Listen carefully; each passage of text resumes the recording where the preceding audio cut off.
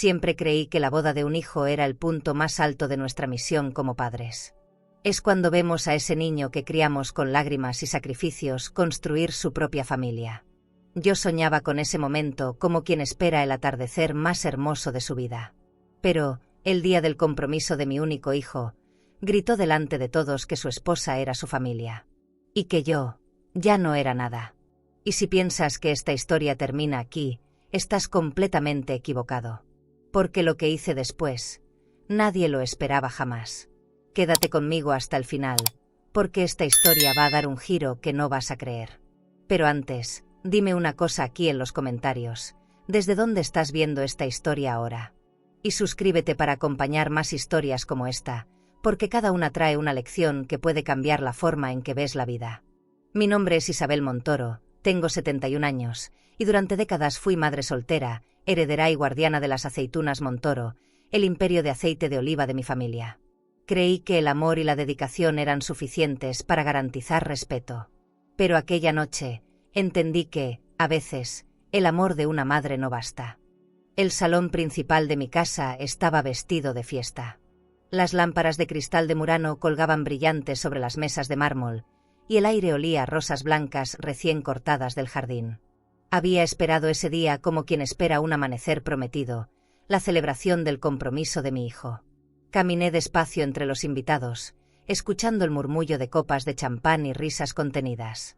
Llevaba un vestido rojo de seda, y cada pliegue me hacía sentir fuerte, orgullosa, lista para ese instante. Me detuve en el centro del salón con la copa en la mano, y mi voz, aunque emocionada, salió clara. Recordé en un par de frases lo que significaba verlo llegar a ese momento, lo que me había costado criar a Daniel sola tras la muerte de su padre. Los ojos de algunos invitados se humedecieron, y yo sentí que mi corazón se abría como una herida luminosa, vulnerable. Creí que estaba compartiendo amor, que ese brindis sería la confirmación de que todos los sacrificios habían valido la pena. Pero Daniel, con un gesto duro, interrumpió mi esperanza en seco. Con la mirada fija en mí y el rostro tenso, alzó la voz para que todos escucharan. Mi esposa es mi familia, tú no. Las palabras no fueron un simple rechazo, fueron un golpe frente a docenas de testigos. Por un momento pensé que había entendido mal, que no podía ser él quien dijera eso. Pero nadie lo corrigió. La frase quedó suspendida en el aire como una condena. La seda de mi vestido, que antes me hacía sentir hermosa, se volvió una tela pesada, sofocante. Sentí que el calor me subía por el cuello, mientras la copa temblaba en mi mano. Algunos invitados se removieron incómodos en sus sillas, otros fingieron buscar algo en sus bolsos de cuero o en sus relojes de oro. Nadie salió en mi defensa. Nadie dijo nada. Era como si todos hubieran decidido que la humillación de una madre era un espectáculo privado que debían presenciar en silencio. Lucía, con una seguridad que me resultaba insoportable, apretó la mano de mi hijo.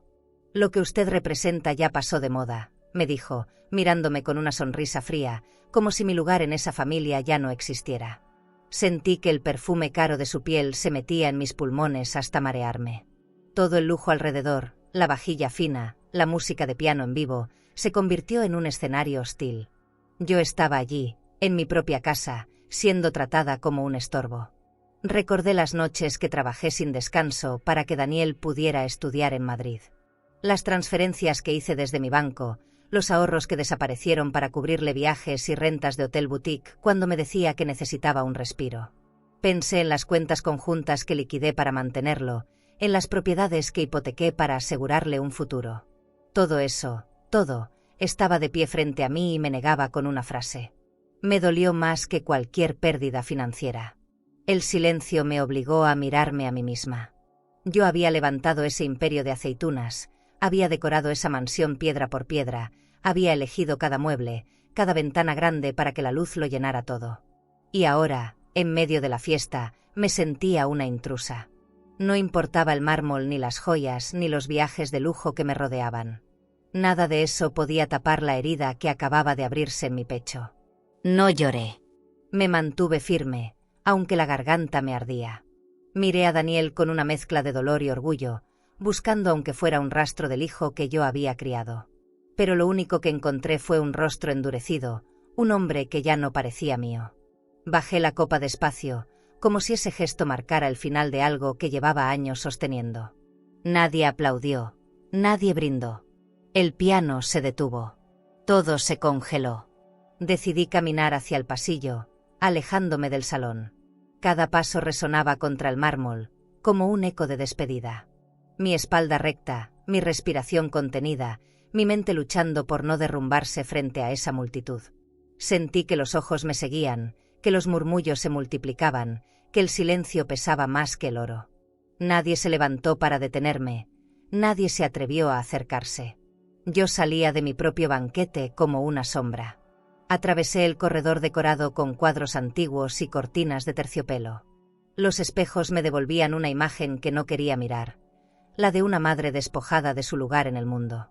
Y sin embargo, en ese andar lento, había también un fuego que empezaba a crecer. No sabía aún qué iba a hacer, pero estaba segura de algo. No permitiría que ese desprecio marcara mi final. El brindis había sido roto, pero mi dignidad seguía de pie. La mañana siguiente desperté con un silencio extraño en la casa. No había risas, ni pasos, ni voces que me recordaran que había sido una noche de celebración. Al abrir los ojos noté que las cortinas de terciopelo azul de mi habitación no estaban. Me incorporé con esfuerzo y lo primero que vi fue a 2 empleados sacando mis muebles de caoba, los mismos que habían estado conmigo por décadas.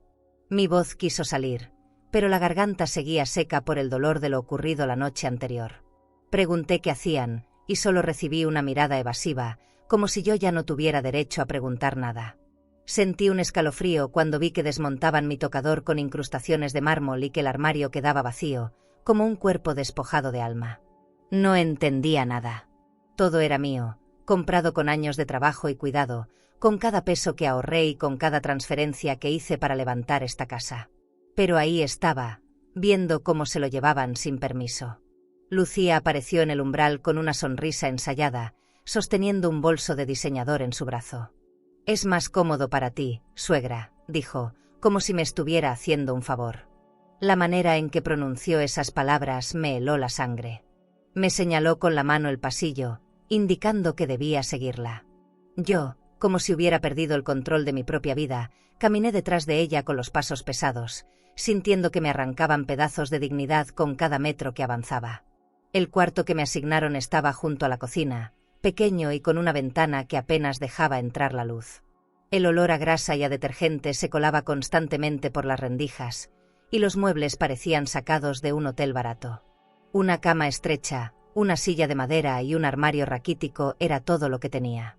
Pasé la mano por las paredes, lisas y frías, y recordé el contraste con mi antigua habitación, donde colgaban cuadros antiguos y cortinas de seda. La comparación me partió el corazón. Esa misma tarde intenté usar una de mis tarjetas de crédito para ordenar un servicio de spa de lujo al que solía acudir. La máquina la rechazó. Al revisar mis cuentas, descubrí que estaban bloqueadas por seguridad. Fue Daniel quien dio la orden. Sentí que el aire me faltaba. No solo me habían quitado mi habitación, ahora también me dejaban sin acceso a mi propio dinero. Era como si poco a poco me borraran, como si planearan reducirme a la nada. Me senté en la cama nueva, dura como piedra, y abrí el cajón de la mesita. Dentro había un sobre con una nota que decía: «Todo está bajo control, mamá. Confía». La caligrafía era de Daniel, pero yo no reconocía a ese hijo que había criado con tanto esfuerzo. Cerré el sobre con manos temblorosas. No sabía si llorar o gritar. Lo único que pude hacer fue abrazar el recuerdo de los años en los que él me miraba con ternura, no con desdén. Los días siguientes fueron una tortura silenciosa. Escuchaba risas y conversaciones en el comedor, pero a mí no me invitaban. Me llevaban bandejas de comida a la puerta, como si fuera una huésped indeseada. A veces me quedaba quieta, oliendo el aroma de los banquetes que se servían en la mesa principal, platos que yo misma había enseñado a preparar. El contraste era insoportable. Ellos cenaban entre copas de vino añejo y yo estaba relegada a un rincón con una taza de té frío. Intenté hablar con Mercedes, la gobernanta que me había acompañado toda la vida. Sus ojos estaban llenos de tristeza, pero también de miedo. «Lo siento, doña Isabel, no puedo hacer nada», me susurró. Su voz me partió en dos. Entendí que Lucía había extendido su dominio más allá de Daniel, que ahora tenía control incluso sobre los empleados.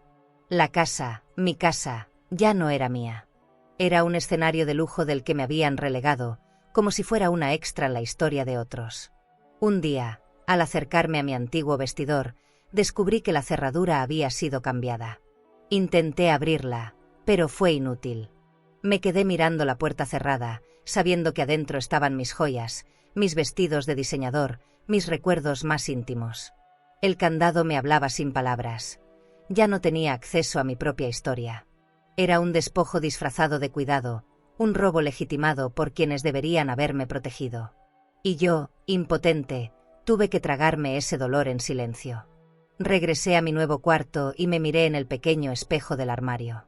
Lo que vi fue a una mujer agotada, con los hombros caídos, pero con los ojos encendidos de rabia. Me habían arrancado mis espacios, mis cuentas, mi lugar, pero no mi determinación.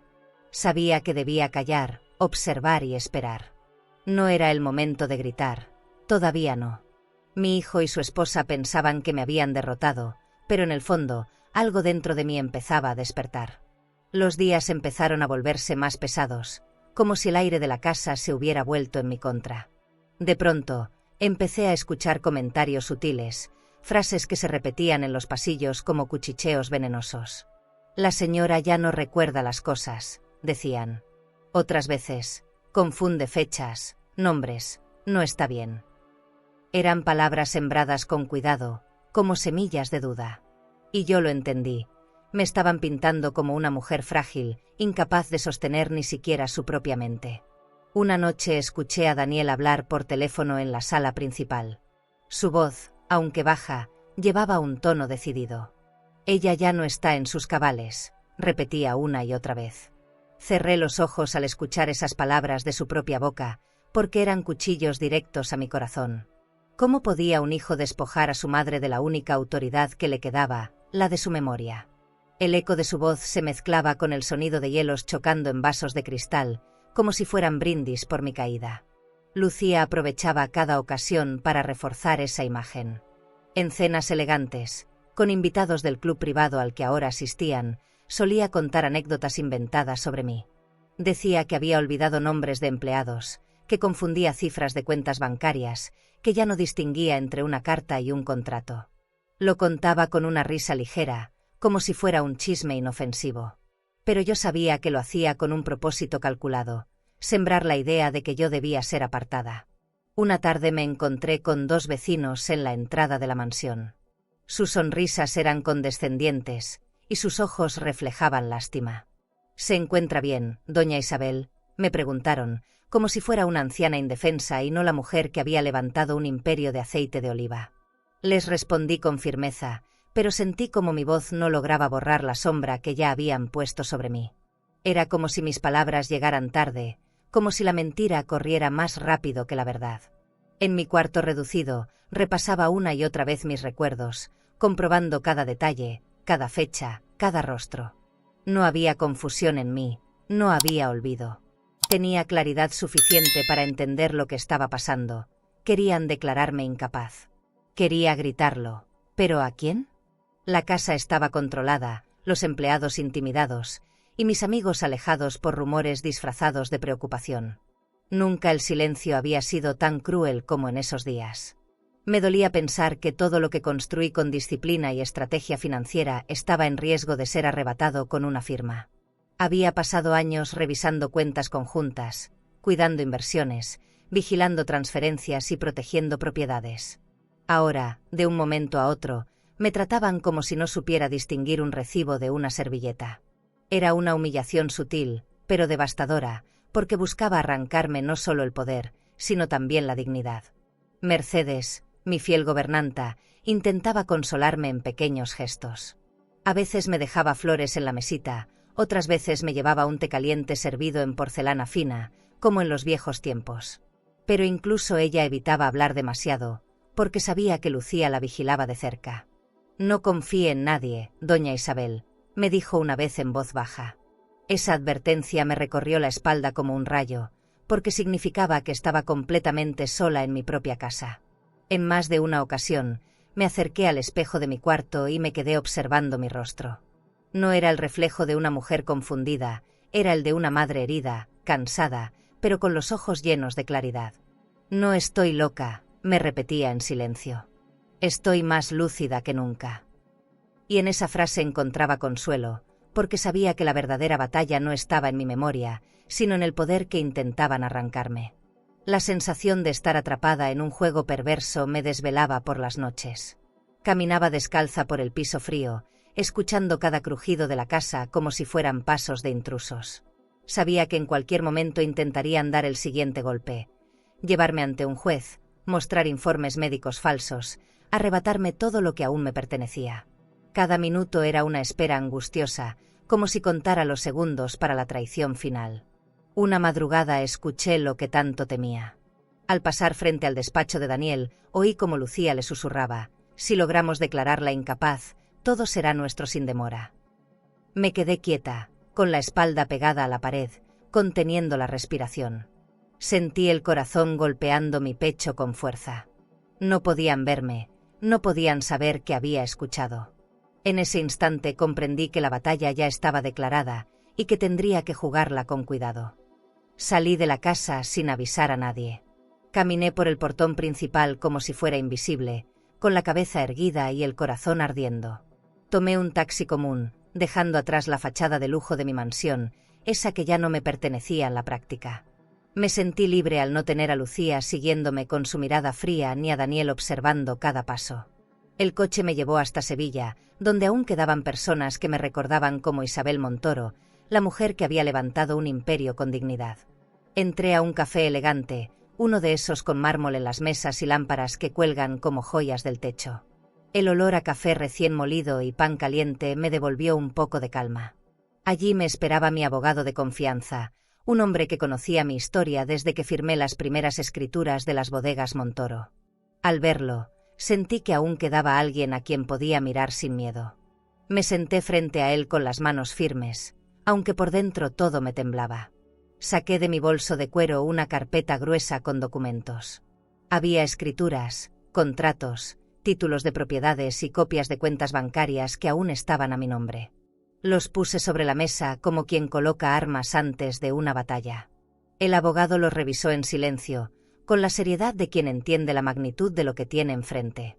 Yo respiraba lento, observando cada gesto suyo, temiendo encontrar una señal de traición incluso allí. «Doña Isabel, lo que usted me entrega es poder», dijo con voz grave. Lo escuché y asentí, porque lo sabía. Era el único recurso que me quedaba, la única manera de no ser borrada de mi propia historia. Él levantó la vista y me preguntó si tenía fuerzas para enfrentar lo que venía. Lo miré sin pestañear y respondí: «Fuerzas no me faltan. Lo que no tengo es tiempo para cobardes». Mi voz salió como un filo, y en ese instante descubrí que aún estaba de pie. Planeamos en detalle cómo proteger lo que era mío. Crearíamos un fideicomiso, transferencias estratégicas, movimientos de cuentas que blindaran lo que durante años había construido. Yo, que había sido acusada de estar confundida, estaba ahora diseñando cada paso con precisión quirúrgica. Mientras más hablaba, más sentía que la rabia se transformaba en claridad. Ya no era la mujer humillada en un banquete. Era una madre decidida a recuperar el control de su vida. Al salir del café, el sol me golpeó el rostro como una caricia. Caminé por la avenida entre coches de lujo y turistas que compraban en boutiques elegantes.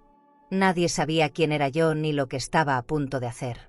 Y me gustó ese anonimato, porque significaba que podía moverme sin que Lucía o Daniel lo sospecharan. En mi bolso, los documentos pesaban como una promesa de justicia. Cada paso que daba me recordaba que no estaba derrotada. De regreso al taxi, recordé todas las veces que había rescatado a Daniel de sus propios errores. Los préstamos que pagué, los viajes que financié con transferencias urgentes, las deudas que liquidé para que nunca perdiera el estatus. Todo lo que había hecho para sostenerlo ahora me parecía un arma en su contra, porque sabía exactamente dónde estaban los huecos de su ambición. Nadie conocía mejor sus debilidades que yo. Y esa sería mi ventaja. Al llegar a la mansión, crucé el vestíbulo con la serenidad de quien esconde un secreto valioso. Lucía me observó con ojos suspicaces, pero no dijo nada. Yo tampoco. Aprendí que a veces el silencio es más fuerte que cualquier palabra. Subí a mi cuarto reducido y cerré la puerta con calma. Abrí el bolso y puse los documentos bajo la cama, como si fueran un tesoro oculto. Esa noche, por primera vez, dormí con la sensación de haber recuperado un poco de poder. Mientras intentaba conciliar el sueño, pensé en el peligro que corría. Si descubrían lo que estaba haciendo, podrían encerrarme, manipularme, incluso llevarme a un juez para despojarme de todo. Pero no me importaba.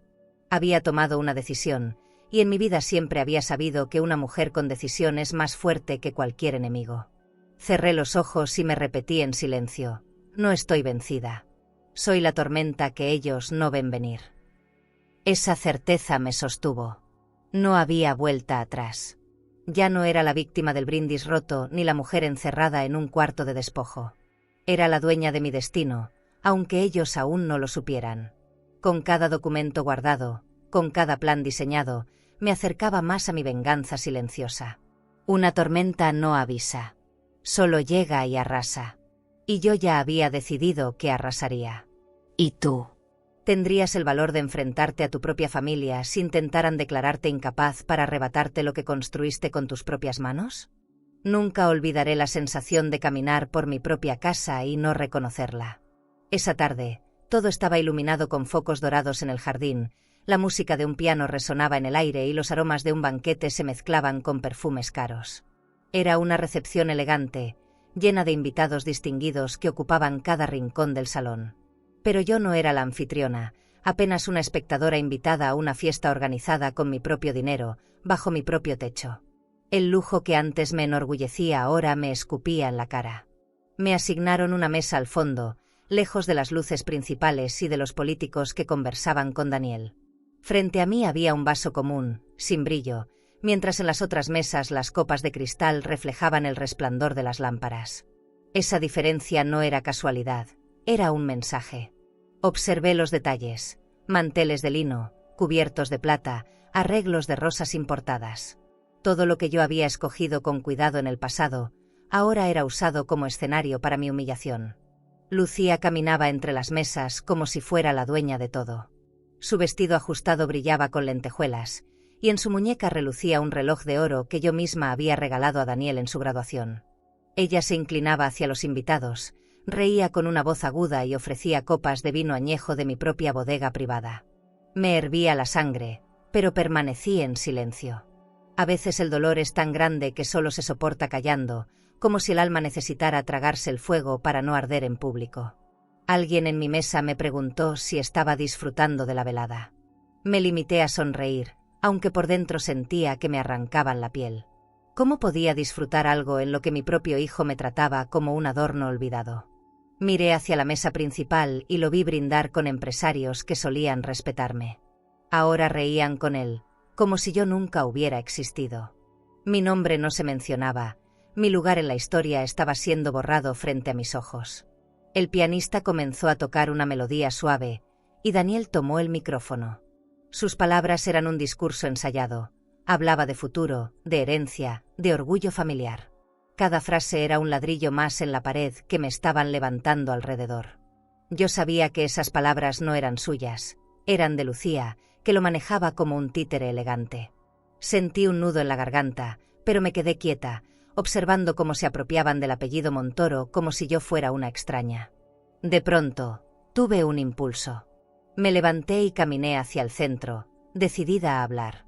Quería recordarles a todos que yo era la mujer que había fundado ese imperio, que nada de lo que celebraban existía sin mi esfuerzo. Cuando me acerqué al micrófono, Daniel se adelantó. Sin mirarme a los ojos, bajó el volumen del equipo y dijo con frialdad: «Mamá, no es necesario que hables esta vez». El silencio que siguió fue como un golpe directo a mi pecho. Los invitados desviaron la mirada, incómodos. Algunos fingieron acomodarse en sus sillas, otros continuaron bebiendo como si no hubiera pasado nada. Nadie protestó. Nadie se levantó a apoyarme. Era yo, sola, enfrentando el rechazo público de mi propio hijo. Sentí que mis rodillas temblaban, pero me negué a caer. Volví a mi mesa con pasos firmes, aunque por dentro me estaba desmoronando. Me senté en silencio, tragando el sabor amargo de la derrota. Mientras el banquete continuaba, me di cuenta de que mi lugar ya no existía. Era una invitada en la casa que había levantado, en la historia que yo misma había escrito. Observé el brillo de las copas, los trajes de diseñador, los relojes caros que marcaban la hora de mi humillación. Todo era un teatro de lujo donde yo había perdido el papel principal. Y aún así, algo dentro de mí me decía que esta escena no sería el final. Era solo un acto en una obra que aún estaba escribiéndose. Tomé un sorbo de agua del vaso que me habían dejado, y la frialdad del cristal barato me recorrió la garganta. Ese detalle, tan pequeño, me dolió más que el discurso de Daniel. Porque ahí estaba la prueba de que todo había sido calculado. Yo no merecía ni una copa de champán en mi propia casa. Cerré los ojos por un instante y sentí un fuego subir por mi pecho. No era rabia solamente, era el inicio de una fuerza que empezaba a despertar. Esa noche no dormí. Me quedé sentada en mi cuarto reducido, escuchando los ecos de las risas y los aplausos en los salones. Afuera todo era lujo y celebración, pero dentro de mí solo había silencio y un juramento: no permitiría que me borraran. Si ellos creían que podían hundirme con desaires y humillaciones, aún no sabían de lo que era capaz. Guardé ese dolor en lo más profundo, transformándolo en decisión. El banquete había terminado, pero mi guerra apenas empezaba. Una tarde gris, mientras miraba desde mi ventana pequeña el jardín que antes cuidaba con orgullo, escuché el ruido de un motor lujoso estacionándose frente a la mansión. Era un coche negro, brillante, de esos que parecen hechos para intimidar. Desde la cortina vi descender a un hombre con traje oscuro y un portafolio de cuero en la mano. Lucía lo recibió en la entrada con una sonrisa estudiada, como si estuviera esperando ese momento desde hacía tiempo. Su perfume caro flotaba en el aire, mezclado con el aroma del asfalto húmedo. El hombre fue presentado como un notario. Su voz grave llenó el salón mientras yo me acercaba despacio, tratando de entender qué pasaba. Daniel estaba a su lado, serio, aunque en sus ojos había un brillo de impaciencia. Sobre la mesa de mármol colocaron varios documentos, sujetos con un broche dorado. «Es un trámite necesario para proteger la herencia», dijo Lucía, mirándome como si fuera una niña incapaz de comprender. Todo en su tono me sonó a burla disfrazada de amabilidad. Me ofrecieron un bolígrafo elegante, de esos que se entregan solo en firmas importantes. Lo sostuve un instante, pero no firmé. Leí por encima los papeles, aunque intentaban distraerme con frases rápidas. Reconocí palabras que me helaron la sangre: cesión, transferencia, propiedades. Me detuve en una frase larga y técnica que mencionaba Marbella. Sentí que el suelo desaparecía bajo mis pies. Querían que entregara mi última joya inmobiliaria, la casa que había comprado frente al mar para tener un lugar de descanso en mis últimos años. Tragué saliva y pregunté en voz baja: ¿por qué tanto apuro? Daniel me respondió sin mirarme: es lo mejor para todos, mamá. Esa palabra, todos, me sonó hueca, porque yo no estaba incluida en ella. Lucía añadió: es por su seguridad, suegra. Usted ya no debería cargar con estas responsabilidades. La forma en que acarició los papeles mientras hablaba me hizo sentir que no hablaba de responsabilidades, sino de poder y dinero. El notario, incómodo por el silencio, aclaró la garganta. Me dijo que era un trámite sencillo, que solo requería mi firma para dejar todo en orden. Su tono profesional no lograba ocultar la urgencia en su mirada. Yo lo observé con calma, sabiendo que estaba siendo cómplice de algo turbio. No era ignorante, no era ingenua, entendía perfectamente que me estaban acorralando. Y aún así, fingí dudar, como si estuviera a punto de rendirme. El recuerdo de mis años administrando cuentas y propiedades me salvó en ese momento. Yo conocía cada cláusula, cada línea legal. Había pasado la vida vigilando contratos, asegurando transferencias y protegiendo lo mío. Mientras más insistían, más crecía dentro de mí la claridad. Si firmaba, me quedaba sin nada. Si resistía, aún tenía una oportunidad. El lujo del salón, los trajes caros y la elegancia forzada no podían disfrazar la trampa que me estaban tendiendo. Respiré hondo y devolví el bolígrafo sin firmar. «Necesito tiempo», dije. Lucía frunció el ceño, Daniel se tensó y el notario trató de mantener la compostura. Sabía que los había desarmado, aunque solo fuera por unas horas. Esa negativa, pequeña y sencilla, fue una chispa en medio de la oscuridad. Me di cuenta de que todavía tenía margen de maniobra, y eso me dio una fuerza inesperada. Esa noche me quedé despierta, repasando cada detalle. Pensé en la casa de Marbella, con sus ventanas grandes abiertas al mar, el olor a salitre y el sonido de las olas golpeando la orilla. Era mucho más que una propiedad. Era mi refugio, el único lugar donde había soñado envejecer en paz. No podían arrebatármelo con un engaño. Esa imagen me sostuvo, me recordó que todavía tenía razones para pelear. Mientras el resto dormía, bajé al salón y observé los documentos que habían dejado sobre la mesa. Los toqué con cuidado, como si fueran serpientes. Cerré el portafolio y lo guardé en un cajón de mi cuarto. No sabía cómo, pero entendía que esos papeles serían la prueba de lo que estaban intentando hacerme. No iba a destruirlos, iba a usarlos cuando llegara el momento. El coche negro volvió a llevarse al notario, pero el eco de sus pasos y de su voz permaneció en la casa. No era un simple visitante, era el mensajero de un plan que me quería reducir a cenizas. Me prometí en silencio que no firmaría nada sin antes luchar con todas mis fuerzas. Porque si algo me quedaba claro era que, en este juego, yo aún podía ser la tormenta que ellos no veían venir. Me levanté antes del amanecer, con el corazón acelerado y una decisión tomada. Sabía que si seguía esperando dentro de aquella mansión, terminaría atrapada en la red de Lucía y Daniel. Me vestí con ropa sencilla, guardé un par de papeles en mi bolso de cuero y salí sin hacer ruido. Caminé hasta la avenida, donde pedí un taxi modesto. Mientras me alejaba, miraba por la ventana como el portón de hierro de mi casa quedaba atrás, como si dejara encerrada una parte de mí que ya no podía respirar ahí adentro. El viaje hasta Madrid fue largo, pero cada kilómetro me devolvía aire. Recordaba la primera vez que había visitado aquel banco, hace más de 30 años, cuando apenas comenzaba a crecer el negocio de aceitunas. En aquel tiempo, me sentía insegura firmando documentos rodeada de hombres trajeados, pero aprendí a manejar cuentas, herencias y transferencias mejor que cualquiera. Esa memoria me daba fuerza, como si el pasado viniera a recordarme que yo no era frágil, sino una mujer que había sabido sostenerse sola. Cuando llegué al banco, me recibió una empleada que aún me llamaba Doña Isabel. Ese simple gesto me arrancó un nudo de la garganta, porque en mi propia casa ya nadie me trataba con respeto. Caminamos por pasillos silenciosos y alfombrados, hasta llegar a la bóveda.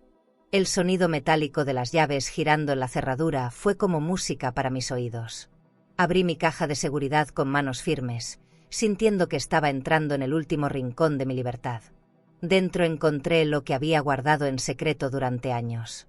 Relojes de oro que había recibido en juntas empresariales, joyas antiguas con valor incalculable, documentos de propiedades y, lo más importante, títulos de acciones internacionales. Todo estaba intacto, esperando a que yo recordara que todavía tenía poder. Pasé los dedos por cada objeto, como si fueran piezas de mi vida que me devolvían un poco de dignidad. Por primera vez en mucho tiempo, sonreí. Guardé parte de esos documentos en mi bolso, envolviendo los más valiosos en una tela de seda. No podía llevármelo todo, pero sí lo suficiente para que mi hijo y su esposa no pudieran borrar mi nombre con facilidad. Cerré la caja y la devolví a la bóveda con calma. El sonido metálico de la puerta al cerrarse me dio una certeza. Había recuperado algo que ellos no sabían que existía. Y ese secreto me haría fuerte. Salí del banco con paso firme. El aire fresco de la ciudad me golpeó el rostro como una caricia inesperada. Caminé por la avenida llena de tiendas de lujo, relojes suizos en vitrinas, bolsos de diseñador exhibidos tras vidrios brillantes. No necesitaba nada de eso, porque lo que llevaba en mi bolso era más valioso, la prueba de que todavía tenía control sobre mi destino. Esa idea me sostuvo mientras buscaba un taxi para volver. Durante el camino de regreso, recordé el rostro de Daniel cuando era niño. Pensé en cómo me abrazaba con fuerza después de sus primeras caídas, en cómo me prometía que siempre estaría conmigo. Me dolió reconocer que ese niño ya no existía, que el hombre en el que se había convertido estaba dispuesto a reducirme a nada. Cerré los ojos y me pregunté cómo alguien podía olvidar tan rápido el amor recibido. La traición de un extraño duele, pero la de un hijo quema hasta el alma. Al llegar a la mansión, entré con paso seguro. Lucía me observó desde la escalera, intentando descifrar mis movimientos. Yo solo sonreí, fingiendo cansancio, como si hubiera pasado la tarde en un restaurante elegante de amigas y no en un banco asegurando mi vida. Subí a mi cuarto reducido y cerré la puerta. Saqué los documentos del bolso y los escondí bajo las tablas del piso, un escondite improvisado que me pareció suficiente por ahora. Me senté en la cama, con los papeles en mis manos, y los leí una vez más bajo la luz tenue de la lámpara. Cada número, cada firma, cada sello era un recordatorio de que no estaba vencida. Sentí un cosquilleo en la piel, como si por fin volviera a respirar. La mujer que habían querido encerrar en un cuarto sin ventanas acababa de demostrar que aún sabía cómo mover las piezas de la partida. Y yo estaba dispuesta a seguir jugando.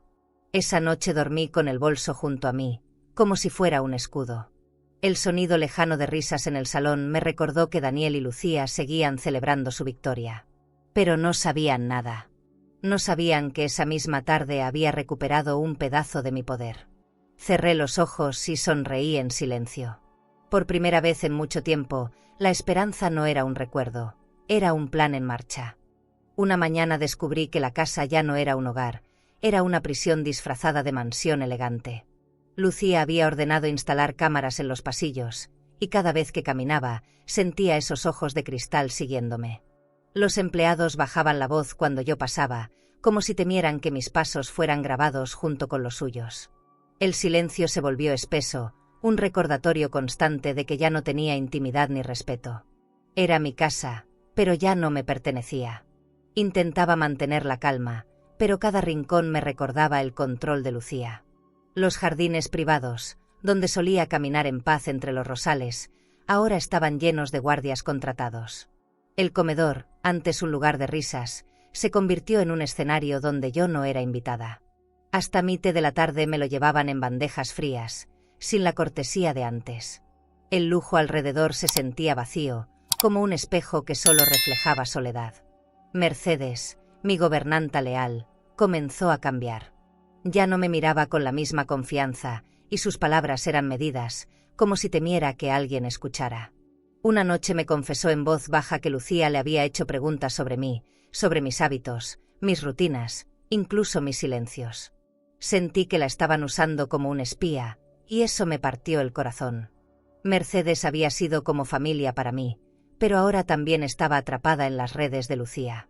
Mi cuarto reducido se volvió aún más pequeño. No podía abrir una ventana sin sentir que alguien estaba observándome. En el baño, el espejo colgado sobre el lavabo me devolvía un rostro cansado, con arrugas más profundas y ojeras marcadas. Me detuve mirándome durante minutos. No era la imagen de una mujer confundida, como ellos querían hacer creer. Era la de alguien herida, sí, pero también más consciente que nunca. Ese reflejo me sostuvo en medio del dolor. Una tarde escuché a Daniel riendo en la sala con socios, sirviéndoles copas de vino añejo de mi reserva privada. Mi madre ya no maneja nada, ahora yo tomo las decisiones, dijo con un orgullo que me desgarró. Esas palabras fueron un eco que golpeó mi pecho. No era solo el robo de mis bienes, era el borrado de mi voz. Era como si cada risa suya fuera un ladrillo que sellaba mi silencio.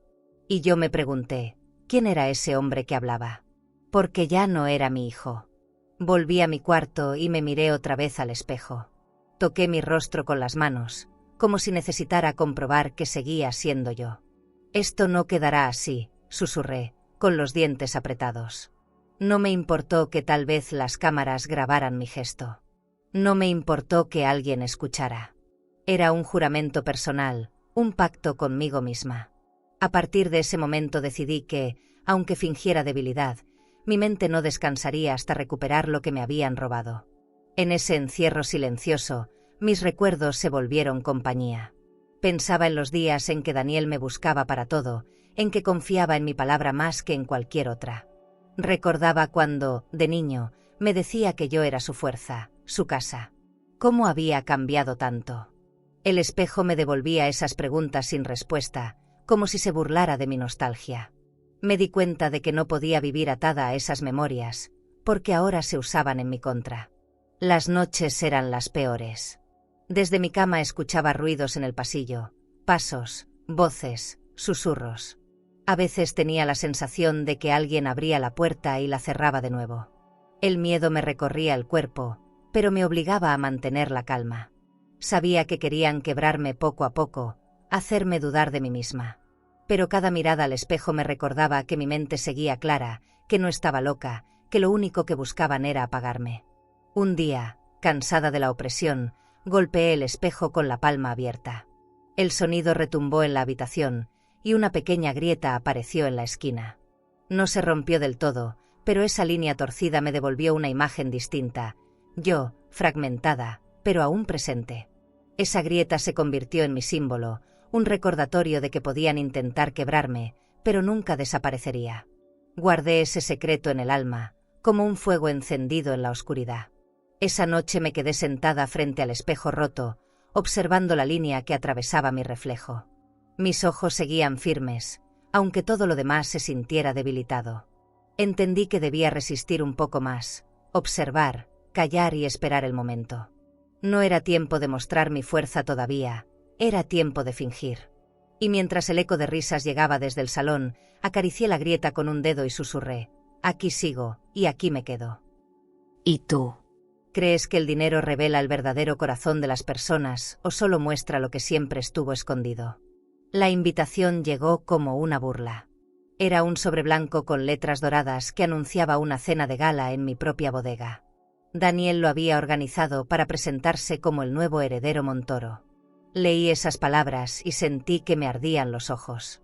¿Cómo podía proclamarse dueño de todo, estando yo viva? Guardé el sobre en mi bolso de cuero sin responder, pero supe que asistiría.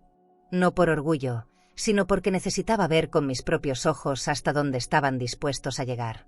Esa noche, al entrar en la bodega iluminada con lámparas de araña, sentí que el aire era más pesado que nunca. Los techos altos, las columnas de piedra y los pisos de mármol reflejaban un lujo que yo misma había financiado. Me dolió ver cómo los salones estaban decorados con mis perlas familiares exhibidas como adornos, como si fueran trofeos de Lucía. Los invitados aplaudían, brindaban con copas de cristal y hablaban de negocios, sin sospechar que la verdadera anfitriona era tratada como un fantasma. Me asignaron una mesa en una esquina, con desconocidos que apenas sabían quién era yo. Frente a mí pusieron un vaso simple, mientras en otras mesas servían vino añejo de mi reserva privada. Observé cómo los camareros llenaban copas doradas para los políticos y empresarios que rodeaban a Daniel. Cada sorbo que ellos bebían era un insulto directo a mi historia. Era como si celebraran mi desaparición, y yo tuviera que presenciarlo en silencio. Daniel apareció en el centro con un traje de diseñador que le quedaba grande, no de talla, sino de dignidad. Hablaba con palabras prestadas, prometiendo un futuro de expansión y riqueza. El apellido Montoro seguirá brillando, dijo, como si esa luz le perteneciera. Yo lo observaba desde lejos, sintiendo que ese brillo era robado. Cada frase suya era un eco de mis esfuerzos, cada gesto era una caricatura de lo que yo había enseñado. Lucía caminaba entre las mesas con seguridad, saludando a todos como si fuera una reina. Su vestido ajustado reflejaba las luces, y en su cuello llevaba un collar de esmeraldas que había sido mío. Cada vez que giraba la cabeza, el brillo verde me atravesaba como un cuchillo. Me acerqué a la copa de agua que me habían servido, la levanté despacio y la sostuve en el aire. Nadie lo notó, pero fue mi manera de recordarme que ese brindis aún no había terminado. Mientras los discursos continuaban, yo repasaba mentalmente los documentos escondidos bajo mi cama. Sabía que tenía cartas fuertes que aún no habían visto la luz. Ellos celebraban como si el juego estuviera ganado, y eso me daba ventaja. Fingir debilidad me había permitido ver sus rostros reales, sus ansias de poder, su ambición sin límites.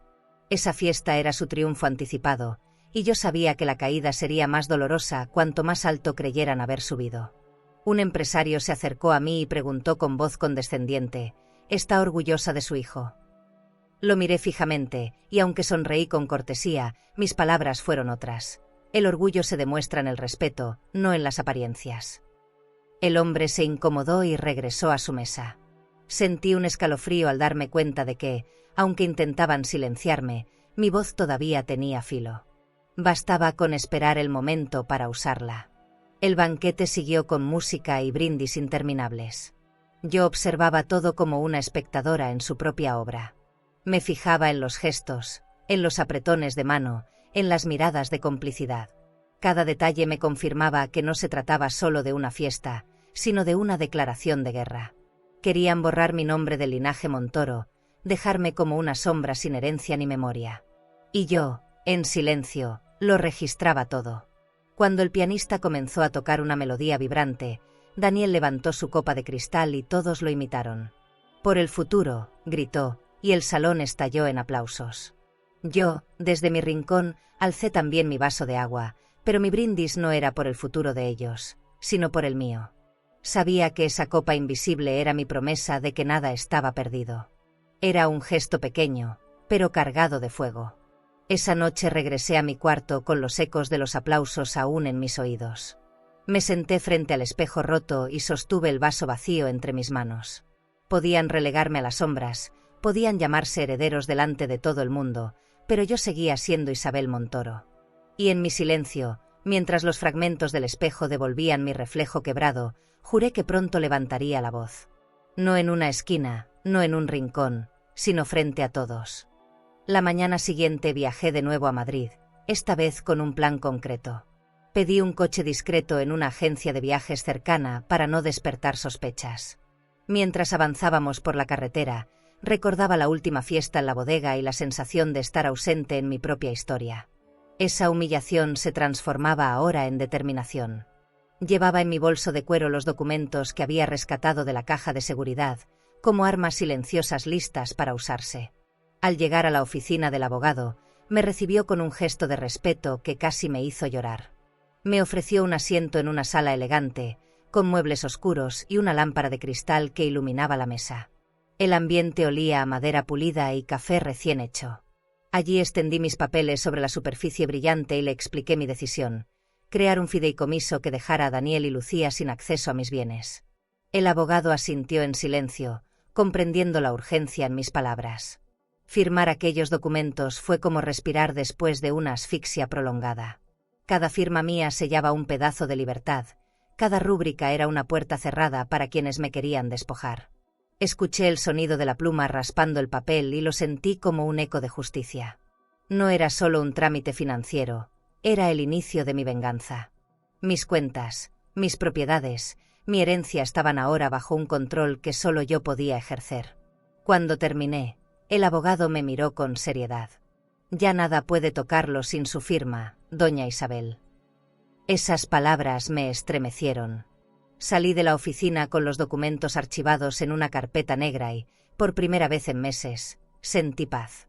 Caminé por la avenida de Madrid como una mujer que recupera el aire después de una larga caída. El ruido de la ciudad, los coches de lujo pasando, las vitrinas con ropa de diseñador, todo parecía aplaudir mi decisión silenciosa. Esa tarde entré a un restaurante elegante y pedí una mesa para una sola persona. Me sirvieron un vino tinto suave y un plato que apenas probé, porque estaba ocupada pensando en lo que acababa de hacer. La gente alrededor reía, brindaba, hablaba de negocios. Yo solo escuchaba el latido de mi corazón, que repetía una frase: ya no pueden tocarme. Por primera vez, me sentí segura en medio de tanta fragilidad. Regresé a la mansión al anochecer. El portón se abrió lentamente, y vi las luces encendidas en el salón principal. Daniel y Lucía recibían a invitados en una cena improvisada, como si nada hubiera pasado. Ellos no sabían que en ese mismo instante todo había cambiado. Me acerqué despacio, los saludé con cortesía y subí a mi cuarto reducido con una calma que les desconcertó. Nadie imaginaba el secreto que llevaba conmigo. En mi cuarto, saqué la carpeta y la coloqué bajo las tablas del suelo, junto a los otros documentos. Me arrodillé y pasé la mano sobre ellas como si fueran un tesoro. Sonreí por primera vez en semanas, un gesto pequeño pero sincero. Era el inicio de una nueva etapa, y aunque la casa aún era hostil, yo ya no estaba indefensa. Sentí que mi reflejo en el espejo roto parecía distinto, más firme, menos derrotado. Esa noche dormí profundamente, con el sonido lejano de las risas como telón de fondo. Pero en lugar de dolor, sentí alivio. Cada carcajada en el salón me recordaba que estaban celebrando una victoria que ya no existía. Daniel brindaba como heredero, pero en realidad ya no tenía nada. Esa contradicción me hizo sonreír en la oscuridad. Era como ver a alguien bailar al borde de un precipicio sin darse cuenta. Al amanecer me desperté con una energía distinta. Abrí las cortinas de mi ventana pequeña y dejé que entrara la luz. La casa seguía siendo la misma, llena de lujos y frialdad, pero yo ya no era la mujer acorralada de antes. Tenía un plan, un escudo y, sobre todo, un motivo para seguir adelante. Me vestí con calma, sabiendo que mi silencio era mi mayor ventaja. Nadie debía sospechar nada todavía. Ese día confirmé que la verdadera fuerza no siempre se grita. A veces se firma en silencio, en hojas que nadie más ve. El fideicomiso era mi declaración de guerra disfrazada de trámite legal. Y mientras Daniel y Lucía seguían creyendo que tenían todo bajo control, yo sabía que el desenlace estaba cada vez más cerca. No era cuestión de si pasaría, sino de cuándo. Y ese cuándo lo decidiría yo. El día de la inauguración de la nueva fábrica amaneció soleado, pero dentro de mí todo era tormenta. Me vestí con un traje sobrio, de corte elegante, azul marino, y me puse un collar sencillo de perlas que había guardado en secreto. No quería parecer derrotada, aunque el dolor me acompañaba como una sombra. Al llegar, vi las alfombras rojas desplegadas en la entrada, flashes de fotógrafos y periodistas que esperaban a los nuevos dueños del Imperio Montoro. Era un espectáculo montado para borrar mi nombre. Los invitados caminaban entre copas de champán y bandejas de mariscos servidos en fuentes de plata. Daniel saludaba como si fuera un rey, con Lucía de su brazo, ambos sonriendo para las cámaras. Nadie parecía notar que yo había llegado, o tal vez todos fingían no verme. Me quedé a un lado, observando, mientras el olor del vino recién abierto me recordaba las bodegas que yo misma había levantado con años de sacrificio. Esa noche no sería una espectadora más. El salón principal estaba lleno, con mesas largas decoradas con flores blancas y velas altas. En el escenario central habían colocado un podio con el logotipo de Montoro grabado en oro. Vi cómo Daniel subía al estrado, seguro de sí mismo, preparado para proclamar su triunfo. Sus palabras eran calculadas. Hablaba de expansión, de modernidad, de un futuro brillante. Lo escuchaba y me hervía la sangre, porque cada frase era mía, cada logro que nombraba había nacido de mis desvelos. Sentí un fuego en el pecho. No podía quedarme callada. Caminé entre las mesas con paso firme, ignorando las miradas sorprendidas de los invitados. Antes de continuarmos, si esta historia te está emocionando y quieres seguir acompañando relatos llenos de vida, dolor y transformación, no te olvides de suscribirte al canal. Aquí, cada historia tiene alma, y tal vez, alguna te ayude a sanar algo que ni sabías que seguía dentro de ti. Haz clic en suscribirse, y sigue este camino con nosotras. Algunos apartaban las copas al verme, como si mi sola presencia les incomodara. Lucía me observó desde el escenario con ojos de furia, y supe que mi decisión era correcta. Cuando llegué al centro, el murmullo se hizo más fuerte. Tomé aire, sostuve mi bolso de cuero contra el cuerpo y subí los 3 escalones hasta el podio. Daniel intentó detenerme con un gesto de la mano, pero ya era tarde. Me paré frente al micrófono, acomodé la carpeta de documentos que llevaba y hablé con voz clara. «Perdona, Daniel, pero no eres tú quien manda aquí». El salón entero enmudeció. El eco de mis palabras retumbó en las paredes de mármol, y todos giraron la cabeza hacia mí. En esos segundos, recuperé algo que creía perdido, mi voz. Lucía se levantó de su asiento, su vestido brillante reflejaba la luz de los focos. «Está loca, no la escuchen», gritó con una sonrisa forzada. Pero ya nadie miraba hacia ella. Los ojos estaban sobre mí, la mujer a la que habían querido enterrar en silencio. Abrí la carpeta y mostré los documentos. Las páginas crujieron como fuego en la sala, y cada firma mía era un golpe contra la farsa que intentaban sostener. Desde hace semanas, todos los bienes de Montoro han sido transferidos a un fideicomiso bajo mi control exclusivo. Ninguna cuenta, ninguna propiedad, ninguna acción está en manos de quienes no respetan. Mis palabras eran cuchillos, y el público guardaba silencio absoluto. Daniel palideció, su rostro se volvió rígido, y por primera vez vi en él no soberbia, sino miedo. Ese miedo fue mi victoria inmediata. Los flashes de las cámaras comenzaron a estallar. Periodistas tomaban notas, Empresarios susurraban entre ellos. Sentí como la energía del salón cambiaba, como el poder se desmoronaba bajo los pies de Daniel y Lucía. Yo me mantuve firme, con la carpeta en alto, como si sostuviera la prueba de mi existencia, de mi dignidad. La humillación que me habían hecho pasar tantas veces, ahora se volvía contra ellos, pública y sin retorno.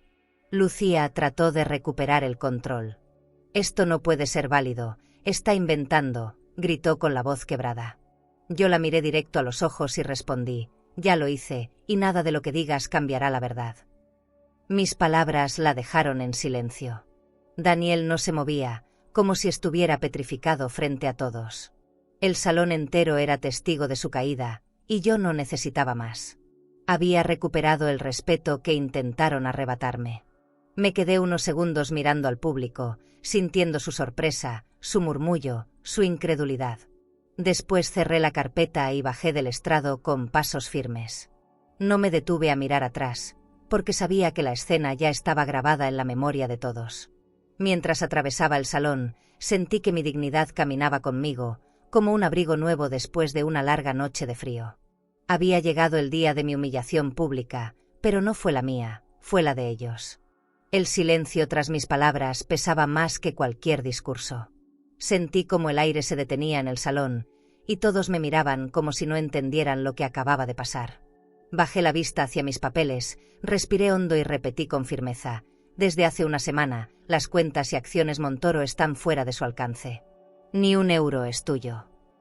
Mis ojos se clavaron en Daniel, y por primera vez vi cómo el orgullo en su rostro se quebraba en 1000 pedazos. Un murmullo recorrió la sala, como un rugido contenido que crecía con cada segundo. Algunos invitados comenzaron a levantarse, otros miraban a Daniel con incomodidad, como si de pronto se hubieran dado cuenta de que estaban aplaudiendo a un impostor. Los flashes de las cámaras explotaban a mi alrededor, iluminando el momento con un dramatismo casi teatral. Yo me mantuve firme, con la carpeta en mis manos, como un escudo de dignidad. Lucía, desesperada, trató de imponerse. «Está loca, no crean nada de lo que dice», gritó con los brazos al aire. Su voz temblaba, y esa fragilidad la delataba más que cualquier documento. Algunos de los empresarios que antes la rodeaban se apartaron con gestos de desconfianza. Sus joyas brillaban bajo las luces, pero su mirada estaba apagada.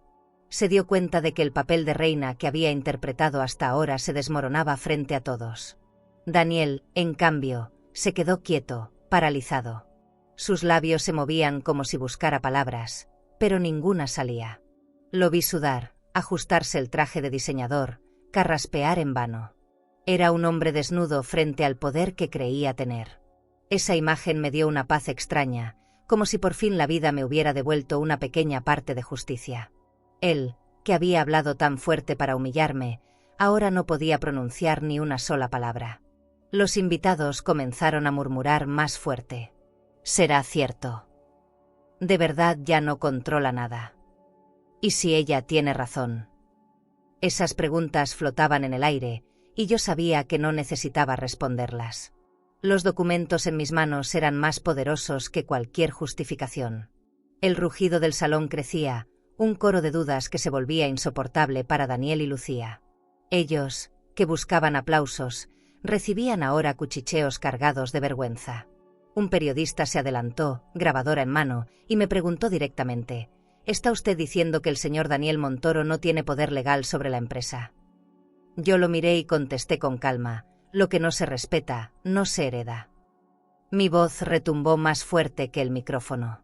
El periodista anotó cada palabra, y supe en ese instante que al día siguiente mi declaración estaría en los titulares. Era mi manera de devolverles la humillación, pero esta vez frente al mundo. Lucía se inclinó hacia Daniel y le susurró algo al oído, pero él apartó la mirada. Ese gesto me sorprendió. Por primera vez parecía no querer escucharla. Tal vez porque entendió que ella lo había llevado hasta ese punto sin retorno. Ella trató de sostenerlo, pero sus manos no encontraron respuesta. Vi cómo el vínculo que tanto presumían comenzaba a resquebrajarse delante de todos, y ese fue el golpe final que no necesitó de mis palabras. Yo bajé lentamente del estrado, cerrando la carpeta con calma. Caminé entre las mesas mientras los murmullos me seguían. Algunos invitados me miraban con respeto renovado, otros evitaban mis ojos, avergonzados de haberme ignorado tanto tiempo. No importaba.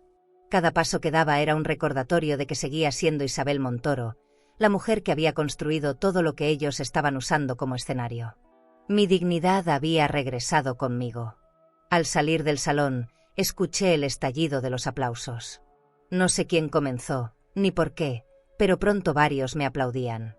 No eran muchos, pero bastaron para llenar el aire con un sonido distinto, el reconocimiento que habían intentado negarme. Cerré los ojos un instante y sentí que ese rugido no era de vergüenza, sino de respeto.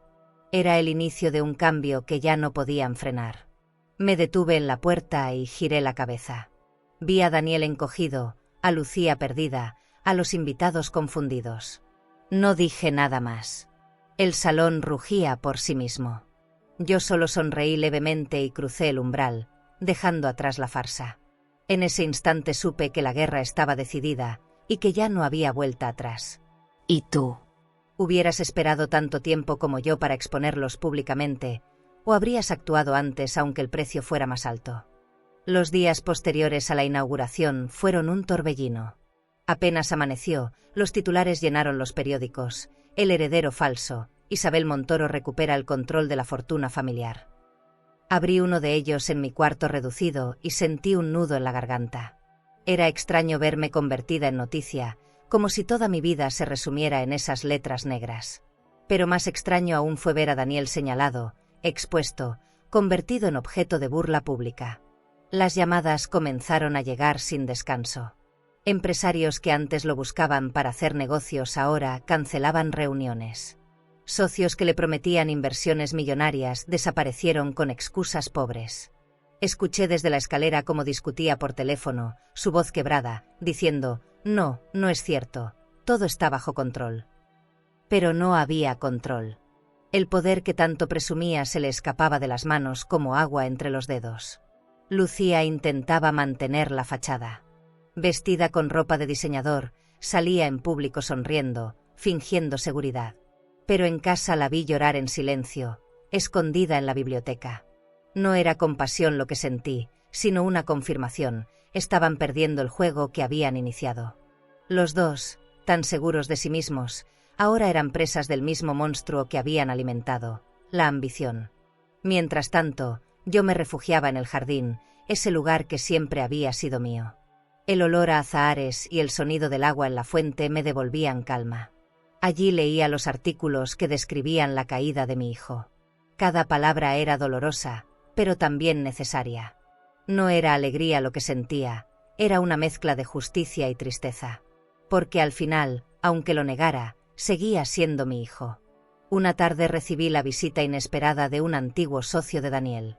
Era un hombre que lo había apoyado en varios proyectos fallidos. Me saludó con respeto y me ofreció su ayuda para aclarar las cosas en los tribunales. Me sorprendió su tono.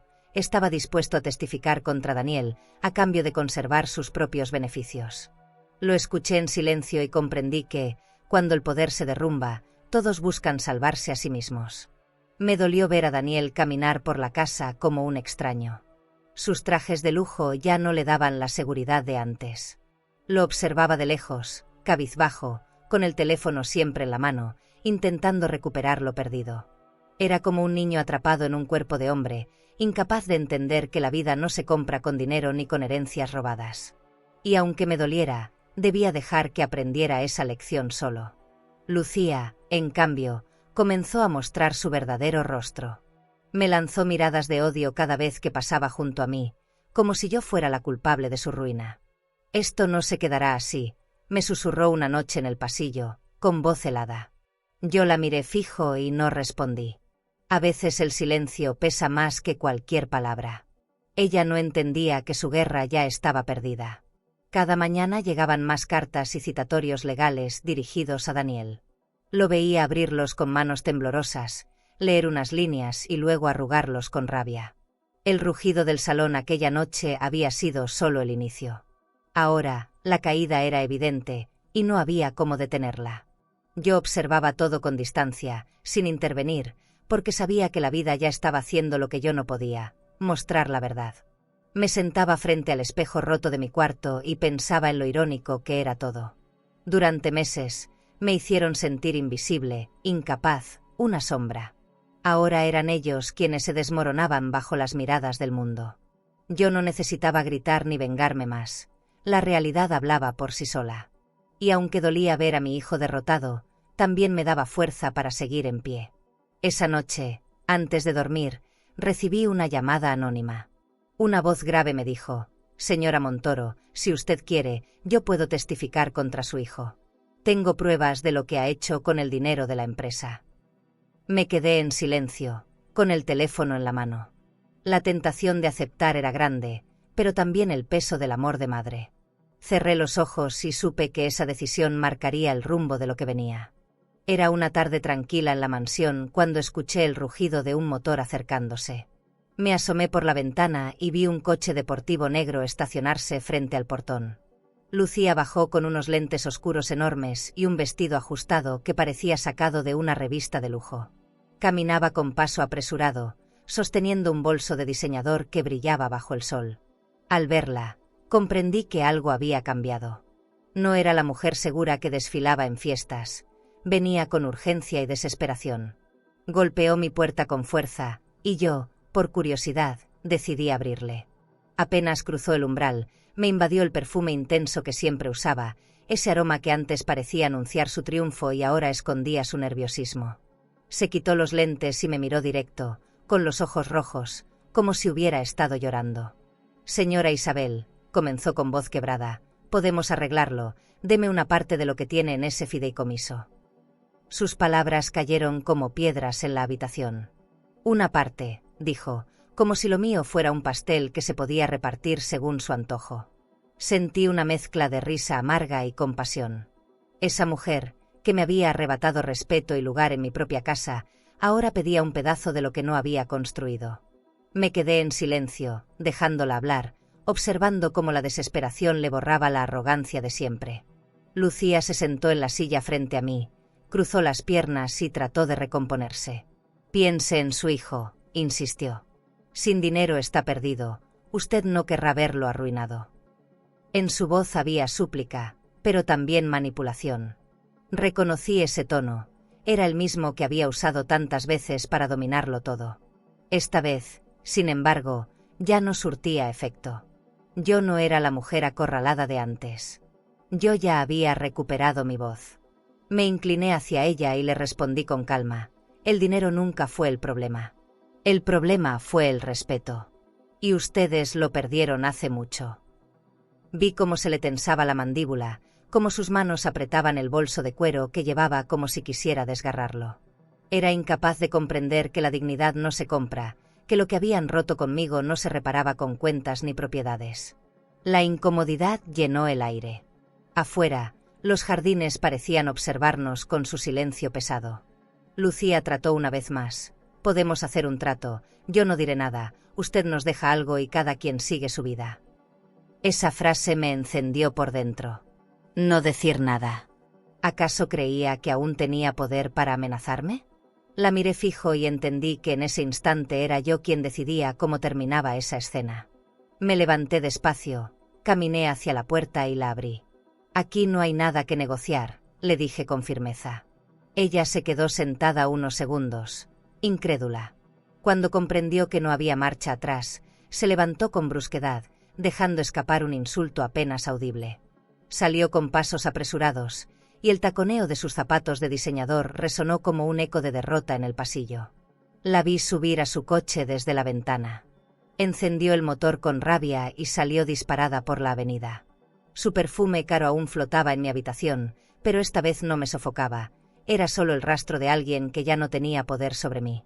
Cerré la puerta y respiré hondo, sintiendo que había recuperado otro pedazo de mi dignidad. Me senté en la cama y pensé en lo irónico que era todo. Ella, que me había querido encerrar, que me robó voz y lugar, ahora venía a pedirme limosna disfrazada de trato. Era la prueba de que la vida da vueltas, de que el poder no siempre está en el dinero, sino en la decisión de una sola palabra: no. Ese no que había salido de mis labios era mi victoria. Esa noche dormí en paz. Ya no tenía miedo de las cámaras ni de las miradas. El eco de la súplica de Lucía seguía en mi mente, pero no como dolor, sino como un recordatorio de que el respeto perdido jamás se recupera con cheques. Había cerrado una puerta, literal y simbólicamente. Y mientras el silencio de la casa me envolvía, supe que lo peor ya había quedado atrás. El día que decidí irme de la mansión amaneció nublado, como si el cielo supiera que se cerraba una etapa. Caminé por los pasillos con calma, observando cada rincón como quien repasa una vida entera en fotografías. Las lámparas de cristal que yo había escogido, las alfombras importadas, los muebles de caoba que mandé traer desde Italia. Todo seguía ahí, brillante, pero vacío de sentido. No sentí tristeza, sino una certeza. El verdadero lujo no estaba en esas paredes, sino en mi libertad. Subí a mi habitación y abrí el armario reducido que me habían asignado. No había mucho que empacar, un par de vestidos sencillos, mis zapatos gastados, algunos papeles. Pero lo más importante estaba en una caja pequeña de madera.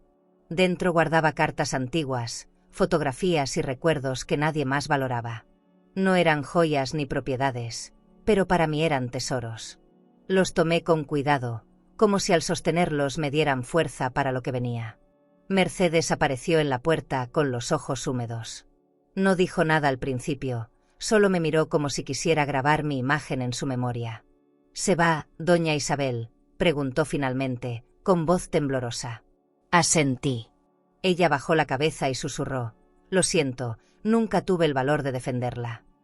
Me acerqué, la abracé y le respondí: «No te culpes, cada quien lucha como puede». Ese fue nuestro adiós silencioso. Bajé por la escalera principal y vi a Lucía en la sala, con el rostro endurecido. Ni siquiera se levantó. Solo me observó, con una mezcla de rabia y alivio. Daniel no estaba.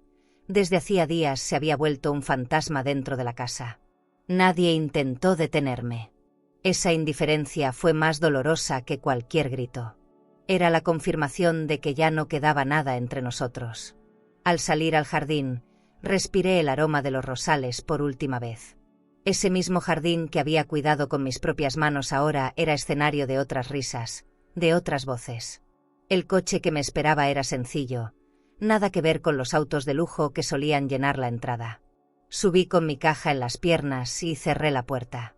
Al mirar por la ventana, la mansión quedó atrás como un recuerdo que no quería volver a tocar. Durante el viaje, pensé en lo que estaba dejando. Los pisos de mármol, las ventanas enormes, la piscina iluminada de noche, los banquetes con políticos y empresarios. Todo eso había sido mío, pero ya no significaba nada. Lo que me llevaba era mucho más valioso: mi dignidad. Y con ella, la certeza de que podía empezar de nuevo, aunque fuera desde cero. El coche avanzaba y cada kilómetro era un pedazo de libertad recuperada. Cuando llegué a mi nuevo destino, lo supe de inmediato. Esa casa pequeña junto al mar sería mi refugio. Sus paredes blancas, sencillas, sus ventanas abiertas al viento salado, todo contrastaba con el exceso de la mansión. No había lámparas de cristal ni alfombras importadas, pero había algo más poderoso: paz. Entré con mi caja en brazos y la coloqué sobre la mesa. Por primera vez en mucho tiempo, sentí que estaba en casa. Me asomé al balcón y observé las olas golpeando contra las rocas. El sonido era fuerte, casi salvaje, pero me tranquilizaba. Pensé en todo lo que había perdido y en lo que había ganado. Nadie me vigilaba, nadie me silenciaba. El lujo ya no estaba en objetos, sino en la posibilidad de abrir una ventana y respirar sin miedo. Esa revelación me llenó de lágrimas, pero no de tristeza, sino de alivio. Esa noche me acosté en una cama modesta, con sábanas limpias que olían a jabón. Cerré los ojos y escuché el rumor del mar como una canción de cuna. Ya no había cámaras grabándome, ni voces cuestionando mi lucidez. Solo yo, mi silencio y mi nuevo comienzo. Dormí profundamente, algo que no había logrado en meses dentro de la mansión. La libertad tenía un sabor distinto, un descanso real. Al despertar, abrí las ventanas y dejé que la brisa marina inundara la habitación.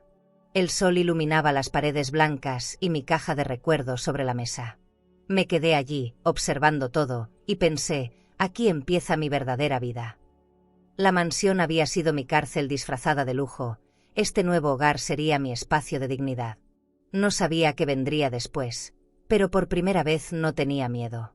En mi nueva casa frente al mar, cada amanecer me recordaba que aún tenía vida por delante. Las paredes blancas, las ventanas grandes y el sonido constante de las olas me daban la calma que tanto había anhelado. Pero no bastaba con sanar mi herida, necesitaba darle sentido a ese nuevo comienzo. Una tarde, mientras caminaba por el malecón, pensé en todas las mujeres que, como yo, habían sido olvidadas por sus propias familias. Y decidí que no podía quedarme de brazos cruzados. Con el dinero protegido en mi fideicomiso, inicié los trámites para fundar una organización. La llamé Fundación Horizonte, porque quería que esas mujeres vieran más allá del dolor, hacia un futuro abierto y limpio como el mar. Me reuní en un pequeño despacho con un grupo de abogados y contadores, revisamos cuentas, propiedades y donaciones. Firmar esos documentos no era solo un acto financiero, era sembrar una semilla de dignidad para muchas que habían sido despojadas como yo. El día de la inauguración lo recuerdo con un nudo en la garganta. Alquilamos un local sencillo en Cádiz, con paredes claras, flores frescas y un letrero azul que decía bienvenidas. No había lámparas de cristal ni muebles de lujo, pero había calor humano. Varias mujeres llegaron tímidas, con bolsas modestas y miradas cansadas. Las recibí en la puerta como si fueran familia. Una de ellas me abrazó con fuerza y me susurró: «Gracias por vernos». Esas palabras valieron más que cualquier herencia. Esa misma tarde sonó el teléfono. Era una anciana de voz temblorosa. «Soy Carmen, mi hijo me dejó sola y no tengo a dónde ir, ¿puedo acudir con ustedes?». Me quedé en silencio unos segundos, tragando lágrimas, porque era como escuchar mi propia historia en otra voz. Le respondí: «Claro que sí, aquí siempre habrá un lugar para ti». Colgué el teléfono y me eché a llorar, no de tristeza, sino de gratitud. Había encontrado mi misión. Los días siguientes fueron un torbellino de vida. Llegaban mujeres con historias distintas pero con la misma herida, hijas que no llamaban, nietos que las olvidaban, familias que las trataban como estorbo. Les preparamos talleres, comidas compartidas, tardes de música y conversación. En ese espacio no importaba la ropa de diseñador ni las cuentas bancarias. Lo único valioso era la compañía, el respeto y la certeza de que nadie estaba sola. Cada vez que entraba en la fundación, sentía un orgullo distinto al de las bodegas o las propiedades. No era un orgullo de dinero, era un orgullo humano. Caminaba por el salón escuchando risas y veía cómo las mujeres recuperaban la chispa en los ojos. Algunas llegaban encorvadas por el dolor y poco a poco se enderezaban, como flores que vuelven a buscar el sol. Esa transformación era mi verdadera herencia. Mercedes, mi vieja gobernanta, vino a visitarme un día. Traía una bolsa con pan recién horneado y lágrimas en los ojos. «Perdóneme por no haber hecho más», me dijo. La abracé fuerte y le respondí: «Lo importante es que hoy estás aquí». Se quedó conmigo toda la tarde, ayudando a servir té y conversando con las demás. Verla en ese lugar me confirmó que las vueltas de la vida siempre nos llevan donde debemos estar. Por las noches, al volver a mi casa frente al mar, me sentaba en el balcón con una taza de té caliente. Observaba el horizonte y pensaba en lo irónico que era todo. Me habían querido encerrar en un cuarto oscuro, y ahora mi vida se abría como un mar infinito. El viento traía olor a sal y libertad. Cada ola era un recordatorio de que había sobrevivido, de que había transformado mi dolor en algo más grande que yo misma. A veces me llegaban cartas de mujeres agradecidas. Una de ellas decía: «Usted nos devolvió la esperanza. Nos enseñó que la dignidad no muere, aunque la familia nos dé la espalda». Guardaba esas cartas en una caja, junto a mis recuerdos más preciados. Eran mi tesoro secreto, más valioso que cualquier joya. Cada palabra escrita me recordaba que mi historia tenía sentido porque estaba unida a la de muchas otras. La Fundación Horizonte no solo me devolvió la fe en la vida, también me enseñó que la riqueza verdadera nunca estuvo en las propiedades, sino en el amor compartido. Yo, Isabel Montoro, que un día fui humillada en mi propia casa, ahora era llamada madre por quienes me respetaban de verdad. Y cada vez que abría las puertas del centro, sentía que, al fin, había encontrado mi lugar en el mundo. Una mañana encontré un sobre blanco en el buzón de mi nueva casa frente al mar. No tenía remitente, pero reconocí al instante la letra en la caligrafía torpe. Era de Daniel. Mis manos temblaron al abrirlo, como si estuviera a punto de enfrentar una herida que aún sangraba. Dentro había solo una hoja con unas pocas líneas. Lo siento, mamá. Perdón. No era yo. Leí esas palabras en silencio, una y otra vez, sin saber si eran disculpas o excusas. Me senté en la mesa de madera junto a la ventana y observé el mar mientras sostenía la carta. Por un momento, el sonido de las olas me acompañó como un consuelo. Pensé en el niño que un día me abrazaba con ternura, en el joven que prometía no fallarme nunca. ¿Dónde había quedado ese hijo? ¿Era posible que aún existiera bajo la coraza de ambición que lo había consumido? Las preguntas se agolpaban en mi pecho, pero ninguna traía alivio. La tentación de responder estuvo ahí, latente. Podía tomar papel y pluma, escribir unas pocas frases y enviarle un gesto de reconciliación. Pero entonces recordé sus gritos. Mi esposa es mi familia, tú no. Recordé los días encerrada, las cuentas bloqueadas, la burla frente a los invitados. Y entendí que algunas heridas no se cierran con disculpas tardías. Cerré los ojos y respiré hondo, dejando que la brisa marina me despejara la mente. Doblé la carta con cuidado y la guardé en una caja junto a mis recuerdos. No la rompí, porque incluso el dolor forma parte de mi historia. Pero tampoco la respondí. El silencio fue mi elección. No para castigar, sino para liberarme. Comprendí que perdonar no siempre significa abrir la puerta otra vez. A veces significa seguir caminando sin mirar atrás. Salí al balcón con una taza de té caliente entre las manos. El sol de la tarde bañaba las paredes blancas de mi casa y el reflejo del mar me cegaba con su brillo. Me quedé allí, respirando, mientras sentía que el mundo me ofrecía un nuevo comienzo. La dignidad, esa que me habían arrebatado, ahora era mía de nuevo, intacta, innegociable. Esa era mi verdadera herencia. Mercedes llegó esa tarde con pan recién horneado. Me encontró en el balcón, con la carta aún cerca de mí. «¿Es de Daniel?», me preguntó suavemente. Asentí, pero no le di más detalles. Ella entendió sin necesidad de palabras. Se sentó a mi lado, y compartimos el pan en silencio, viendo cómo las gaviotas surcaban el cielo. Era un momento simple, pero más valioso que cualquier banquete. Al anochecer, caminé por la playa. El agua mojaba mis pies y el viento agitaba mi cabello. Pensé en todas las batallas que había librado, en las noches de miedo, en las lágrimas guardadas. Y ahí, con el horizonte abierto frente a mí, entendí que no había perdido nada esencial. Había perdido casas, joyas, lujos, pero había ganado algo que no se compra, la libertad de ser yo misma. Me detuve frente a las olas y las dejé golpear mis piernas. No olvido, susurré al mar. Quizá no perdono, pero me libero. Sentí que esas palabras salían de lo más hondo de mi alma, y al pronunciarlas, el peso en mis hombros se volvió más ligero. No necesitaba más pruebas de mi fuerza. Estaba viva, de pie, con dignidad. Regresé a casa y encendí una lámpara sencilla en la sala. La luz amarilla iluminó mis fotos, mis cartas, mis tesoros. Me senté en la silla y dejé que el silencio me envolviera. Afuera, el mar rugía como siempre, recordándome que la vida continúa. Cerré los ojos y sonreí levemente. No por él, no por Lucía, sino por mí. Por Isabel Montoro, la mujer que había recuperado todo lo que realmente importa. Abrí las ventanas y el viento marino llenó la habitación. El sol se hundía en el horizonte, tiñendo el cielo de naranja y púrpura.